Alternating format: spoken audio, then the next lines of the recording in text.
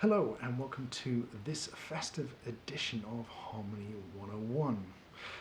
I'm not here to teach you a tune, I am going to show you how to make your own tune and make your own arrangement, just using some simple devices such as this and these chords.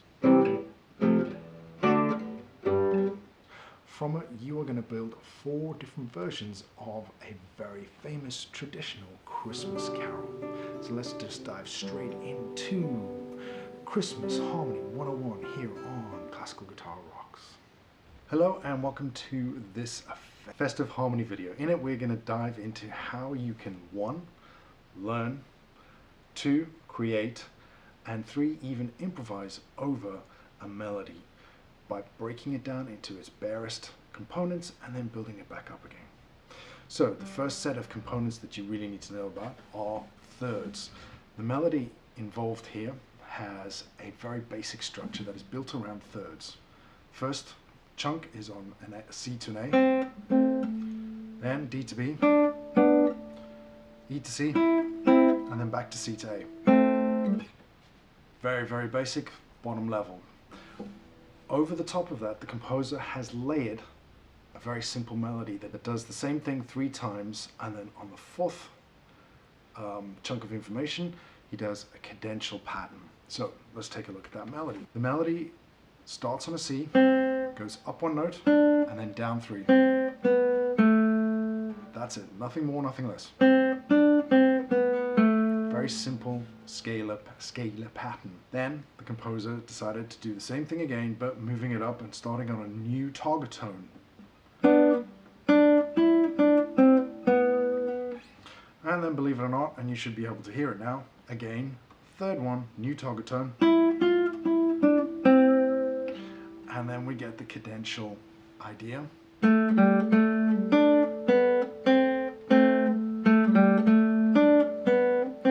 So this one is different, and it needs to be different so that it gives us that impetus to continue listening.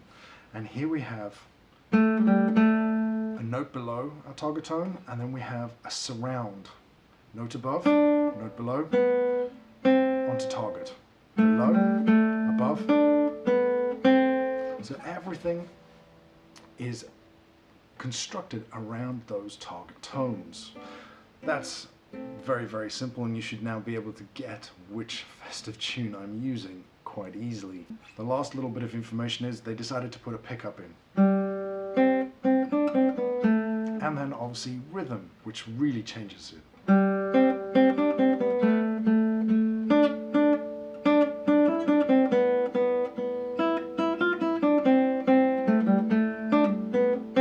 And now you can hear that tune in its full glory, as it were. Rhythm being the final component to make it sing.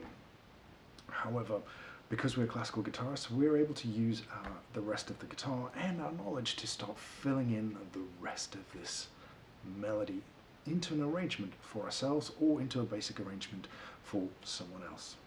Let's take a look at that in the next micro study. Okay, welcome to the harmony section. Right, we're going to be diving into the different chords here. You are going to need a little bit of information, so if you don't understand the 1, 2, 5 or the 2, 5, 1s, or where your Roman numeral system basically of music is, you might struggle a little bit. You might need to dive into that a little bit more. I will try and fill in the gaps as we go.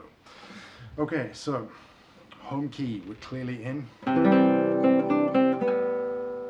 C major, which means we have 3 major chords, 3 minor chords, and 1 sort of wild card chord, or half diminished. So our 3 major chords are C, F, G. 1, 4, 5, that's your blues. Our minor chords are D minor, E minor, and A minor. Basic arrangement of this tune would only use the major chords. Nothing more, nothing less. So we would try and match up melody notes, and in this case we've already got the main one, so it's just C, and then we need a major chord that has an A in it. That can only be 1. We have a D, so again we only have 1 chord, and a B, and again we only have 1 chord. Then we have an E, which could be C to C. Not a great, I can already hear that that's not a great arrangement, but let's take a listen. That sounds okay.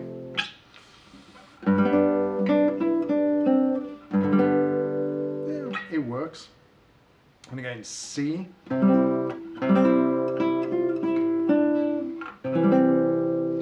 It doesn't really do anything in those first three chunks.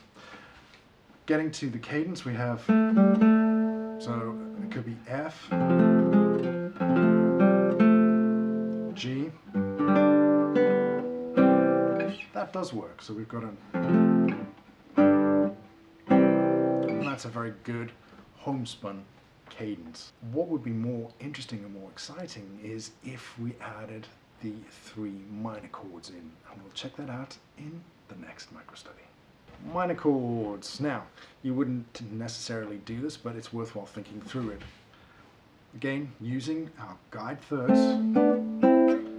Well, minor chord has a C in it. It's only going to be A minor.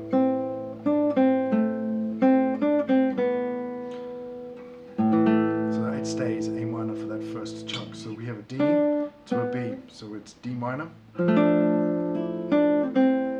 And thinking about it, do we have a minor chord that has a B in it? E minor. So that one works. And then E minor again.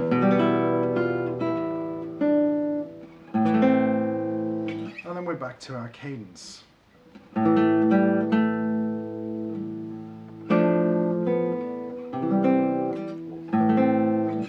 Minor ending. So that is worthwhile thinking through. What you want to do now and next, adding to the complexity, is mix and match that major chord, minor chord sound across your melody, which we'll check out in the next video. Okay, so here is the next layer to this. We're going to add major and minor chords together. Obviously, this is my personal selection. I'd suggest that you play through this melody a couple of times and try it for yourself. So obviously, I think I'm just going to start with C to F. And then here we've got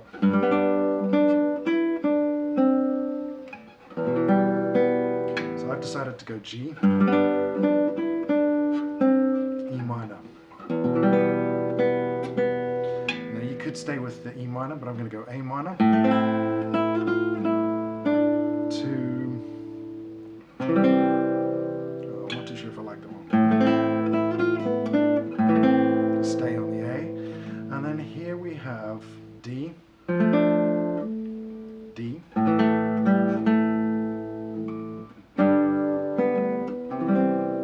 which gives us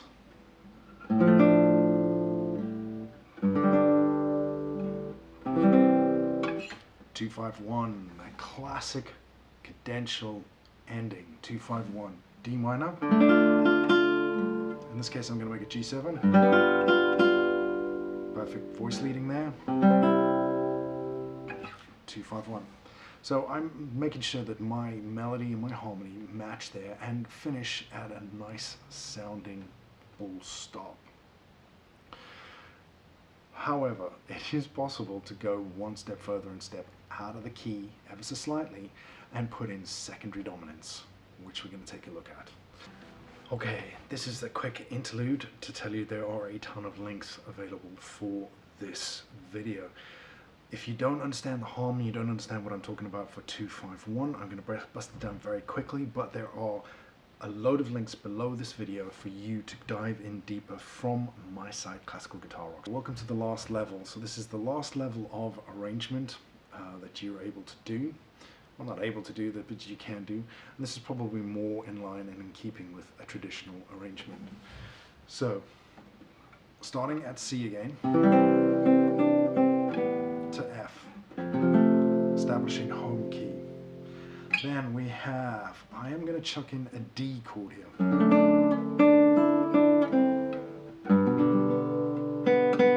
D to G, and if you hear that,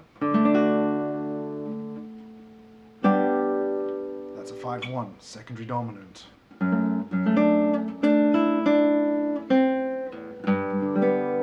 And if you notice, I'm also messing with the bass line, which I'll get to in a minute. Then the next one, here is the really interesting one. I am going to do a secondary dominant again, but this time it's going to be into the minor. So here we go. E2, 5-1 into the A minor. And then obviously you could do a secondary dominant form. 5-1.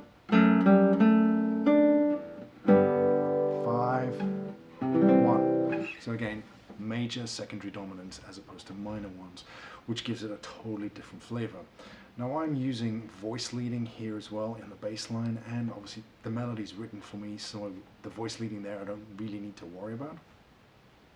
But those are different ways that you can harmonize this very simple melody, which is based on just thirds at its very, very lowest level. It's just a series of thirds that someone has decided to go up, 1, down 3, up 1, down 3, up 1, and then cadence. Below, above, below, home, for that cadential figure. These are all little devices which hopefully will help you dive into and get you into the festive spirit in a more creative way than just learning someone else's arrangement. Very much for staying until the end. This has been brought to you by classicalguitarrocks.com. There are a ton of lessons very much in this vein about harmony and learning your fretboard properly over on the site. So if you want some more 6-string inspiration, head over to classicalguitarrocks.com today.